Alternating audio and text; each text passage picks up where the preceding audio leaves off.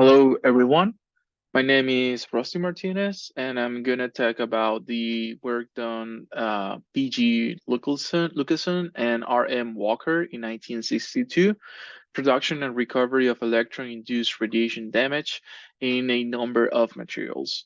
So I found this work really interesting because they use some of the material we use in class, which is the measurements of resistance and the understanding of resistivity to measure a really important parameter for radiation physics, which is the displacement energy.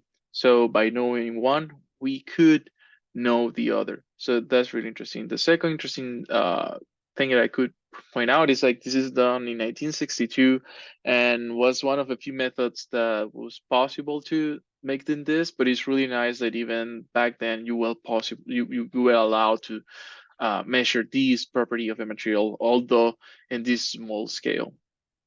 So here we have a brief of the abstract of a project. And just to put some context, in the past before this work, only through using this method, the displacement energy of copper had been found by using electron bombardment, which is the same they're using here. This paper is gonna take this technique and it's gonna expand it for other materials. It's gonna use it for aluminum, silver, copper, iron, molybdenum, nickel, titanium, uh, and tungsten, although it's not here in the list. Oh yeah, we got it there, tungsten. A second thing is they're gonna work at low temperatures, around 20 Kelvin. And it also focuses a lot in the theory, explains it really well. That's why I like this paper rather than other work done in the past.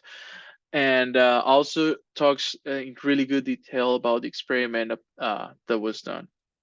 So again, the core of this paper is the measurements of the change of residual electrical resistance. So the residual electrical resistance is a measured ratio between the resistivity of a material at two different temperatures. Usually they use room temperature and as close as they can get to 0 Kelvin. This number usually is used as an index of purity for the material that you are working with. Also, since they are working at low energy um, electron bombardment, uh, that's perfect because they only want to generate as isolated as possible Frankel pairs. A Frankel pair is a type of defect that consists of one interstitial and one vacancy. So we can imagine the radiation pushing one atom out of its side to a permanent position here and therefore leaving a vacancy. So this couple we see here down in the figure is going to be our Frankel pair. So in terms of the experimental procedure, as I mentioned before, uh, they're gonna calculate the resistivity ratio, and it's pretty cool because they do it first at a comparison between 0 and 4.2 Kelvin, and they do this for silver and the other materials just to check the original purity of a material. So they do this, and for example, they could realize that the silver sample that were given was not as pure as stated by the manufacturer. And they proceed and check these are all the materials before radiating them, making just to make sure that they again are as pure as possible. Also, they use transmission X-ray patterns to make sure that the foils were polycrystalline and homogeneous, just to be extra careful. And then they proceed, sorry, oops. Then they proceed to clamp their samples and take measures of resistivity at different temperatures, as I mentioned before and after radiation. The electron oscillator that they used was a General Electric resonant transformer. A resonant transformer core is just two set of coils together, following this pattern we see here. They're gonna shoot electrons to this target here, where we're gonna have the thin foil of our material, and from there, then we can then measure the properties of the material and check how many defects we have created. Now, as I mentioned, they're really heavy on the theory, which is really nice. We could follow step by step, but that will take some time. So I'm gonna go really quick through some of the expressions they use in this work, and gonna highlight some of them. Uh, for example, this equation one we have over here is really important. Is really important because this is what they're gonna plot later on in the work. Um, and here W is the width of the foil. The thickness of the foil is going to be T naught, and the total length of the foil is going to be L naught. And then if a segment Li is irradiated with a beam of electrons, and if the damage is homogeneously distributed throughout the thickness of the foil, then the change of resistivity per electron per centimeter square is going to be given by equation one.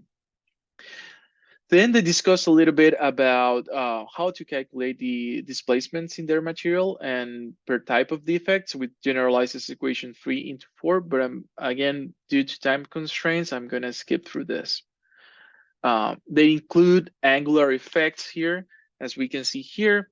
And it's really interesting because equation 10, equation 8, 9, and 10 are really interesting because it's going to give us the resistance before radiation, the resistance after radiation. Therefore, we can calculate the change in resistance in the system. And with this information, and even accounting for angular deviation effects, we can finally calculate the total cross section of our material in terms of the change of resistivity. So this is the fundamental part of this work.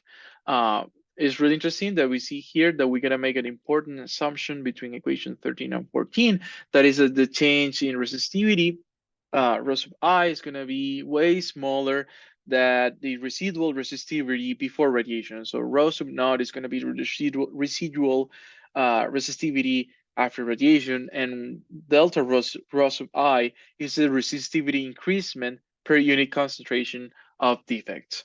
So all of this to get to equation 15. So how do we use this? Well, first of all, this is part of their results, which I think they're pretty nice. They have here some experimental dots, and then the lines will be the theory. And here in both of them, we see the change in resistivity per electron per centimeter squares against the average bombarding electron energy. It's worth to mention that make as well a really detailed study of how to calculate the bombarding electron energy is really interesting. So the resistivities determined by equation one, which I keep over here, can be plotted, and also we can see again a good match between the change in resistivity and the bombard energy. So how do we relate this to the threshold displacement energy? Well, that's a good question.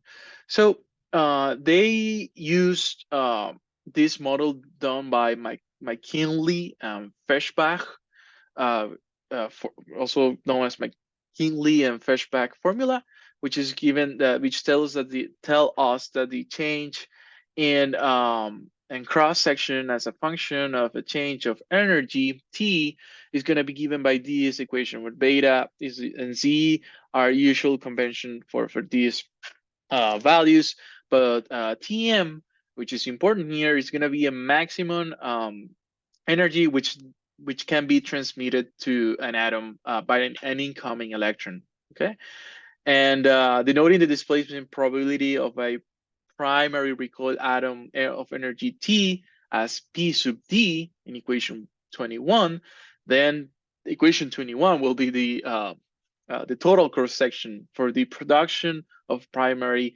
displaced atoms. So this is the interesting part here. So if we solve this integral, then we could know the value of the threshold energy. But for different types of distributions, P sub D, we're going to have different results, and they can be really complicated. As we can see in equation 23, for a step function, we get this huge result. And but the interesting part of all this is that we can relate our threshold displacement energy, T sub D, with the cross section that which we can measure again, sorry, using this formula 15. So that's what they'll do. So here there is a part that is interesting because they are gonna use some trial and error. And when they state that by trial and error, they find a simple theoretical threshold function which gives a proper fit for experimental data. And this determines what they call an effective threshold energy. So basically, they're gonna play around with P sub D and the values of the threshold energy and its shape to find a match. So how does that look? So here on the left, we have different types of distributions for P sub D, and we see that the most common use will be steps, also a step of this form following a line equation. And then depending on the value of T sub D and the function itself, we are gonna have different um, cross sections. So if you see here on the right, we have some points here. These points again are the measurements. They're making experimentally, and then each of these lines are the theoretical predictions. So for example, line number 1 we have here is going to be using a step function and a threshold displacement energy of 22. And then if you play around with other types or of step functions or more complicated like these two, we get different curves. But anyways, we see here that the option 1 gives the nice fit. So we know this form of a step function, but also we know the threshold energy, which is what we want. So this is a way how they calculate this. It's really interesting because anyways, you have a strong theory, and you have some good experiment.